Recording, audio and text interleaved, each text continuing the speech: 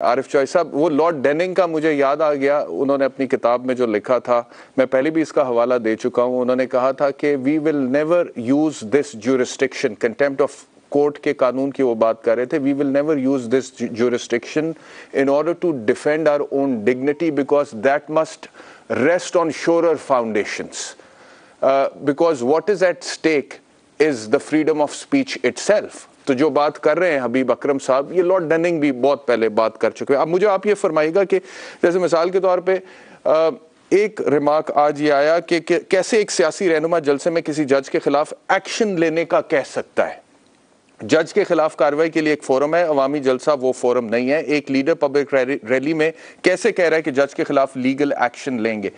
एक वकील की हैसियत से मुझे लगता है कि अगर किसी को लगता है कि उसके साथ ज्यादती हुई है और वो लीगल एक्शन लेना चाहता है और वो उसका इजहार भी कर देता है, तो कानूनी तौर पे उसमें कोई ऐसी बात है नहीं। मुझे नहीं लगता कि गैर कानूनी बात है।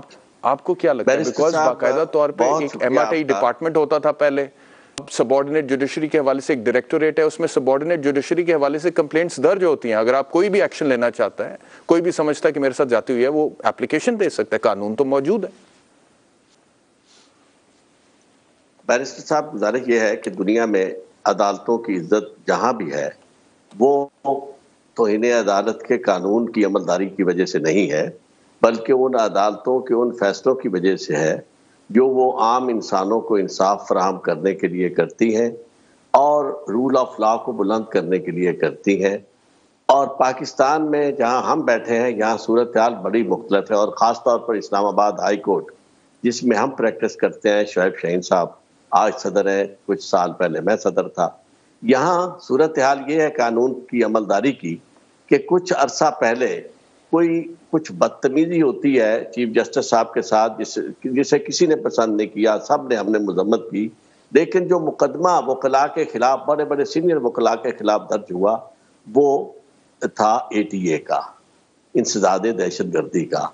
और उसमें बहुत अरसा तक जो वो वकला थे वो जेल में रहे और वो खास हिदायत दी गई कि बेल नीचे से ना हो, बेल भी ना हुई और बहुत देर तक उन्हें पूरा वहां रखा गया। अब ये है कानून की अमलदारी की बात। जहां तक मैं इस बात को समझा हूं, हबीब अकरम साहब की बात को, और आप दोस्तों ने जो बातें की है, डॉक्टर साहब ने तो कमाली बात की है, वो बात ये है कि इस वक्त हर शख्स भूल गया है कि जज साहबा ने जो फैसला किया, आज तक कभी ऐसे हुआ है फौजदारी, हमने तो जितनी भी सीखी डॉक्टर राजा साहब से सीखी, कि कोई जज यानी मतलब जिसके पास ये मामला आए कि वो जुडिशल रिमांड देने के बाद फिजिकल रिमांड दोबारा दे दे, और जब ये फैसला हो तो उसके बाद जब किसी को ये पता चले कि मेरे साथी के साथ ये तशद्दुद हो रहा है, ज्यादती हो रही है, और इस वजह से हो रही है कि चूंकि उसकी कस्टडी जो है वो गैर कानूनी तौर पर सुपुर्द कर दी गई है पुलिस के उन लोगों के जिन्होंने उससे कुछ हिसाब चुकता करना है, तो उसके बाद अगर वो शख्स जज्बात की रौ में सिर्फ ये कह दे कि भाई मैं तो आप करूंगा, हाँ, इस हद तक मैं इसे एंडोर्स नहीं करता।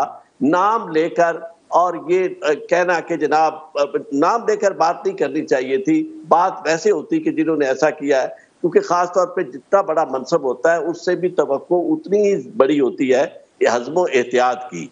यानी वो जो है ना, इमरान खान साहब से भी हम यही तवक्को करते हैं, लेकिन हबीब अकरम साहब ने जो बात की उससे तो मुझे ये तासुर मिलता है कि सोचा दी मैयत नू चाह के हुन मैं केड़े घर जावांगा, जे बोला ते मार देंगे, ना बोला ते मर जावांगा। आप देखें कि हवाएं ना बंद की जाएं, सांस ना रोकी जाए। अब ये जो इसका तासुर बनेगा ना, जो परसेप्शन जिसे कहते हैं, उसके ऊपर जरूर गौर किया जाए, और वो गौर इसलिए करना जरूरी है कि पाकिस्तान इस तरह की अंदोनाक सूरत हाल से मुसलसल दो चार रहा है, मुसलसल गुजर चुका है, और हादसा नहीं हवादिस हो चुके हैं। अब एक तरफ इमरान खान की पॉपुलैरिटी का ग्राफ है जो आप पूरी दुनिया से किसी से भी आप चेक कर सकते हैं, और दूसरी तरफ वो अपोजिशन है, वो गवर्नमेंट है जो सारी मुत्तहिद है और उनके पास कोई चारा नहीं चल रहा, और वो बावाज़े बुलंद ये कह रहे हैं कि भाई इमरान के खिलाफ आप इदारों को कह रहे हैं आप क्यों नहीं डट जाते। ये बयान है परसों का मिनिस्टर का कि जी इमरान तो डट गया है, इदारे क्यों नहीं डटते। तो अब ऐसी सूरत हाल में मैं ये समझता हूं कि अगर ये फैसला इस तरह का आ जाता है और इमरान खान को नाअहल करार दे दिया जाता है, मुझे इससे कोई फर्क नहीं पड़ता। उसकी वजह यह मैं उसकी पॉलिटिकल पार्टी का नहीं, मुझे सिर्फ एक चीज से आपकी इख्तिलाफ है, जितनी गुफ्तगू आपने की आरिफ चौधरी साहब, सिर्फ एक चीज से इख्तिलाफ है, वो जो आप कह रहे थे, मैं अपनी राय उसके ऊपर दे रहा हूँ, आपकी राय उससे मुख्तलिफ। आपने कहा कि कभी ऐसा हुआ है आज तक कि एक शख्स जिसको जुडिशल रिमांड पे भेज दिया गया उसको वापस फिजिकल रिमांड पे प्ले कर दिया जाए? तो मेरे ख्याल में अगर 14 दिन का रिमांड पुलिस ने मुकम्मल नहीं लिया, नहीं एविडेंस आने के बाद तो और बात सुन तो लेना। ये मामला ये है कि वही अदालत जिसने ऑलरेडी जुडिशल पे भेजा है उसी। हाँ जी सर सुन तो लें, मैं सिर्फ ये कह रहा हूं कि मेरी नज़र में कानून जो है उसमें अगर 14 दिन का रिमांड पुलिस ने पूरा नहीं किया हुआ और बंदा जुडिशल रिमांड पे चला जाता है और फिर वो दोबारा कोई तफ्तीश करना चाहते हैं, कोई एविडेंस ऐसा आ जाता है, तो वो दोबारा फिजिकल रिमांड पे जो बाकी दिन रह जाते हैं उस पर ले सकते हैं।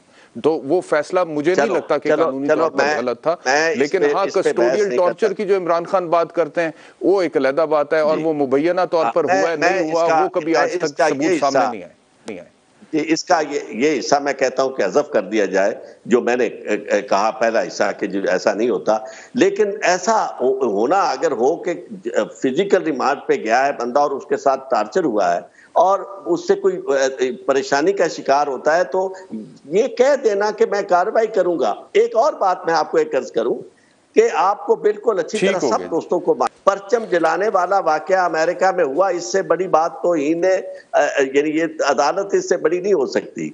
यानी मुल्क था, मुल्क का परचम जलाया गया, तो उस लेट्स नॉट गो देयर, ये गलत, ये आरिफ चौधरी साहब ये इस तरह की चीजों को मैं बिल्कुल एंडोर्स नहीं कर सकता। मैं बिल्कुल ये परचम वाली बात तो बिल्कुल छोड़ दें, उस पर तो सर जीरो टॉलरेंस है। पाकिस्तान के झंडे पे जीरो टॉलरेंस है। अमेरिका की बात और है, उनको आप छोड़ें, वो जो मर्जी करते हैं तो बड़ी बड़ी चीजें कर लेते हैं।